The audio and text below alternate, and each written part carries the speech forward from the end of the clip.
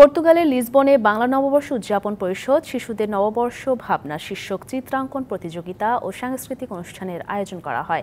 দেশীয় ঐতিহ্যের পান্তা ইলিশ ও বিভিন্ন বাহারি ভর্তা সহ ঐতিহ্যবাহী নানা খাবারের মাধ্যমে প্রবাসী বাংলাদেশিদের আপ্যায়ন করা হয়। পরে প্রবাসী বাংলাদেশিদের অংশগ্রহণে সাংস্কৃতিক অনুষ্ঠানের আয়োজন করা হয়। এতে শিশুরা দেশাত্মবোধক গানের তালে নাচ গান সহ আবৃত্তি করে। তাছাড়া নারীর জন্য বিভিন্ন ঐতিহ্যবাহী খেলার আয়োজন করা হয়।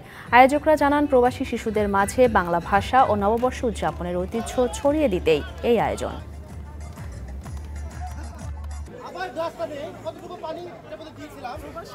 আমাদের এটা একটি মিলন স্থল, আমাদের আনন্দের একটি জায়গা।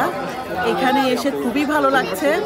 অনেক বাঙালি আমাদের ঐতিহ্যকে এখানে উপভোগ করতে পারছি। সবাইকে নববর্ষের শুভেচ্ছা। শুভ নববর্ষের প্রীতি ও শুভেচ্ছা জানাচ্ছি। আমাদের আজকের দূতাবাস প্রাঙ্গণ এক টুকরো বাংলাদেশ হয়ে গেছে। সবার প্রতি এটাই আমাদের বার্তা। 1, 2, 3 ঢাকায় জমি জিতে নিন 100% ক্যাশব্যাক সহ 20 কোটি টাকার পুরস্কার।